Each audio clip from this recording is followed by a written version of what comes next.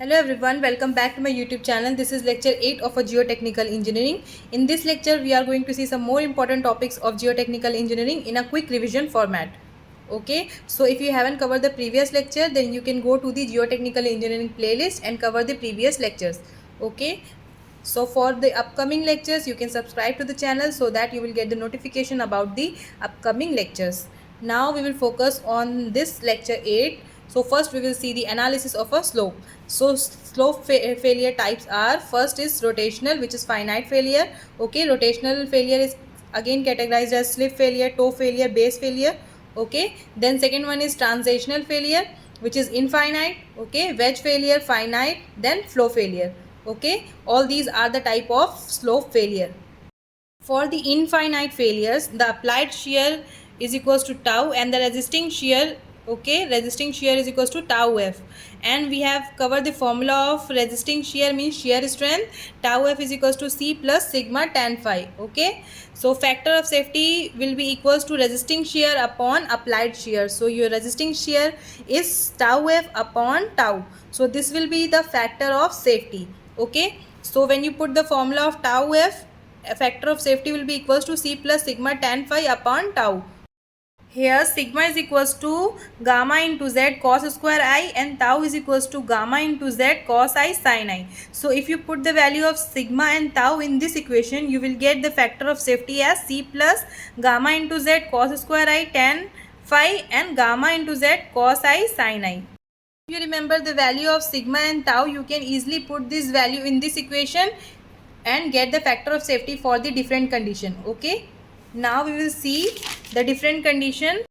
So case 1 is for the cohesionless soil, means C is equals to 0. Okay, this is your case 1 and the condition 1 is the soil is dry. Okay, so for the dry soil, factor of safety will be equals to sigma tan phi upon tau. So if you put the value of C in is equals to 0 in the equation A, okay, that we have seen, you will get the factor of safety formula as sigma tan phi upon tau. Simply put the value of sigma and tau here.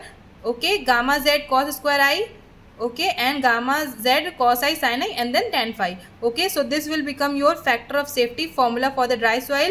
Okay, gamma z will get cancelled, and if you simplify this, then you will get the value of factor of safety as tan phi upon tan I. Okay, so this is your formula for the factor of safety formula for the dry soil, cohesionless soil. Okay, next, when water table is present in between. Okay, so if the water table is present in between, that means your factor of safety formula will be equals to gamma dry H1 plus gamma submerged H2, gamma dry H1 plus gamma saturated H2 tan phi upon tan I. Okay, this is simplified formula. Okay, this is gamma dry having H1, okay, and this is your gamma saturated. Okay, when water table is present in between. Okay, this is your angle of inclination I. Now we will see the third condition, when water table is present at a top. So when seepage occur or effective stress, factor of safety will be equals to gamma submerged upon gamma saturated tan phi upon tan I. Or you can say that factor of safety is nearly equal to half of tan phi upon tan I. Okay, this is the sub conditions. When seepage cannot occur, factor of safety will be equal to gamma saturated upon gamma saturated. That means your factor of safety will become tan phi upon tan I. Okay, so when water table is present at the top, you have two conditions. That means when seepage occurs, then this will be the formula for the factor of safety, and when seepage cannot occur, this will be the formula for the factor of safety. I hope you have understood the difference between these three conditions for the cohesionless soil. Okay, now we will see the for case 2 for the cohesive soil. For the cohesive soil means your phi is equals to 0. Put the value phi is equals to 0 in this equation. This is the main equation. Okay, in this put phi is equals to 0. So when you put the value of phi is equals to 0 in this equation, you will get the value of factor of safety as C upon tau. Okay, factor of safety will be equals to C upon gamma into Z cos I sin I. So this is the value of tau. So this is, that's why I have told you that the value of sigma and Z is important. So if you forget the formula, direct formula, then you can put these values in the main equation, and if you understand the conditions, then it will be easy for you to get the required formula, okay, or else you can remember the formula directly. Okay, so factor of safety will be equals to C upon gamma into Z cos I sin I. Now in that equation, in place of cos I sin I, we will write Sn. Okay, in place of cos I sin I, we will write Sn. So factor of safety formula will become C upon gamma into Z Sn. Okay, and what is Sn? Sn is equals to Taylor's stability number. So if you equate this formula in terms of Taylor's stability number, you will get C upon gamma into Z multiplied by your factor of safety. So this is the formula for the Taylor's stability number. Okay, so if you understand how you get this formula, now we will move ahead for the finite failures. Okay, finite failure friction circle method, factor of safety will be equals to C upon Cm, factor of safety will be equals to phi upon phi m, and your small r is equals to capital R sin phi. What is small r and capital R here? Radius of a friction circle. And what is capital R here? Radius of a slip circle multiplied by sin phi. Okay, so this is your shallow foundation. In the shallow foundation, we will first see the Rankine's analysis. Okay, all these are the important analysis. So you have to understand what is Rankine analysis and its formula. Okay, so by the Rankine's analysis, the ultimate bearing capacity formula is equals QU is equals to gamma into dF Kp square. What is Kp here? Kp is the passive earth pressure coefficient. We have covered the formula of passive earth pressure coefficient in the previous video. Okay, so you can cover this topic from the previous lecture. Okay, so then your gamma into dF is equals to your Kp formula is 1 plus sin phi upon 1 minus sin phi to the square. Okay, this is the ultimate bearing capacity formula according to Rankine's analysis. Now we will see from the Terzaghis equation. Okay, so general form of ultimate bearing capacity according to Terzaghi is alpha 1 CNC gamma dF NQ plus alpha 2 B gamma N gamma. This is due to the shear strength, this is due to the surcharge, and this is due to the soil self weight. Okay, so this is the general formula of ultimate bearing capacity according to Terzaghi's equation.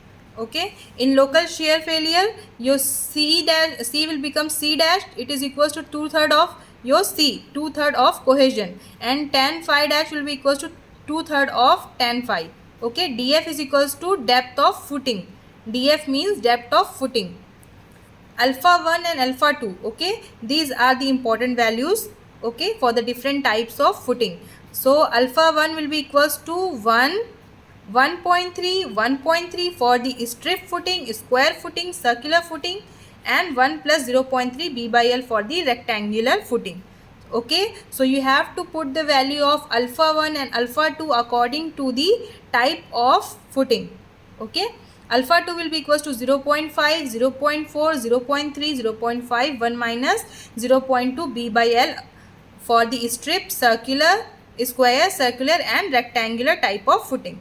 Okay, so alpha 1 and alpha 2 are your shape factors. So you have to put the value of shape factor according to the type of footing. Okay, next for the pure clay, for pure clay, phi will be equals to your 0 and NC value will be equals to 5.7, NQ is equals to 1, and N gamma will be equals to 0. So your formula for the ultimate bearing capacity will become alpha 1 5.7 C plus gamma into dF. Okay, so if you put this value in this equation, this is the main equation, then your ultimate bearing capacity formula will become alpha 1 5.7 C plus gamma dF. I hope it is clear to you, and if you have any query you can ask in the comment section. Okay, simply you have to put the value of shape factor according to the type of footing in this equation. Okay, this is the main equation. You have to remember this equation. If you remember this equation, you can simply put the value of different shape factor for the different types of footing. Now we will move ahead. So hence from the Terzaghi's equation for the strip or continuous footing, alpha 1 will be equals to 1 and alpha 2 will be equals to 0.5. So your formula for the ultimate bearing capacity will become CNC plus gamma dF NQ plus 0.5 B gamma N gamma. Okay, in place of alpha 1 and alpha 2 in the general equation, we have written alpha 1 and alpha 2 value for the strip or continuous footing. So this will be your formula for the ultimate bearing capacity. Okay, next for the square footing, QU will be equals to 1.3 CNC plus gamma DF NQ plus 0.4 B gamma and gamma. Here alpha 1 is equals to 1.3 and alpha 2 will be equals to 0.4. Okay, you have to remember the value of alpha 1 and alpha 2 for the strip, square, circular and rectangular type of footing. Okay, so for the circular footing, your formula for the ultimate bearing capacity will become 1.3 CNC plus gamma DF NQ plus 0.3 B gamma and gamma. Here alpha 1 will be equals to 1.3 and alpha 2 will be equals to 0.3. Okay, for the rectangular footing, your formula will become 1 plus 0.3 B by L CNC plus gamma DFNQ plus 0.5 1 minus 0.2 B by L B gamma and gamma. Okay, so this one will be the value of alpha 1 and this for the alpha 2. Okay, this is for the rectangular footing. This is clear to you. Now we will see the presence of water level for the strip footing. Okay, this is quick revision, but in the quick revision also you have to understand all the required types and formulas. Okay, so now we will see the presence of water level for the strip footing. If this is your width of footing and this will be your depth of footing DF, okay, width of footing B, then for the case 1, if water table is present at a ground level, if water table is present at a ground level, your formula will become CNC. This is for the strip footing. Okay, remember this, that it is for the strip footing. Okay, so your formula will become CNC plus gamma submerge DF NQ plus 0.5 beta gamma submerge and gamma. Okay, here gamma will become gamma submerge in case water table is present at a ground level. Okay, our case 1 and our case 2 will be that your water table is present at a depth dW, okay, from the ground level but above the base of the footing. Okay, your water table is present at a depth dW from the ground level but above the base of the footing. This will be your case 2. So now we will see the formula for the case 2. The formula, if water table is present at a depth dW from the ground level and above the base of footing, will be CNC plus gamma submerged DF plus gamma minus gamma submerged dW into Q NQ plus 0.5 B gamma submerged and gamma. Okay, what is DF here? DF is the depth of footing, dW is the depth of water table. Okay, DF will be your depth of footing and dW will be your depth of water table.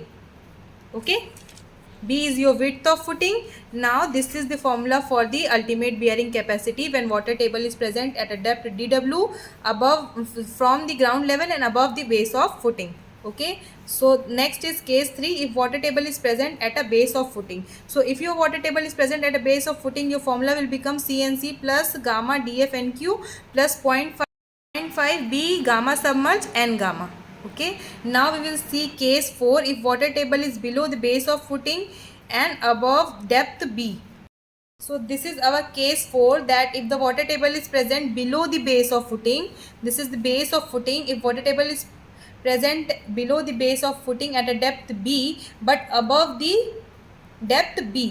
Explaining all the formula from the figure, because if you understand the different cases then it will be easy for you to remember the formula. Okay, so first case is when water table is present at a ground level, second case is when water table is present at a depth dW from the ground level but above the base of footing, third one is when water table is present at the base of footing, fourth one is when water table is present below the base of footing at a depth B but above the depth B. Okay, now we will see the formula for the case 4.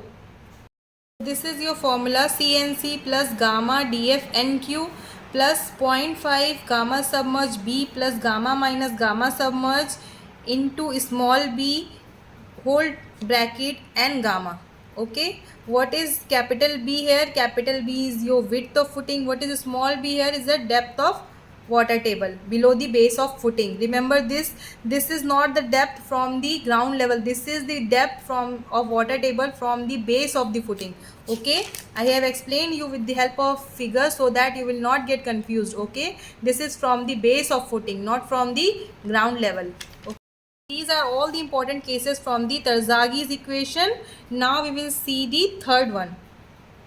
Third one is Prandtl analysis. It is for the pure clay soil. Okay, so for the pure clay soil, according to this analysis, NC value will become 5.14, NQ will be equals to 1, and N gamma will be equals to 0. Hence your ultimate bearing capacity will be equals to QU is equals to 5.14 C plus gamma into DF. This is according to Prandtl analysis. Okay, so this is the fourth Skempton's method.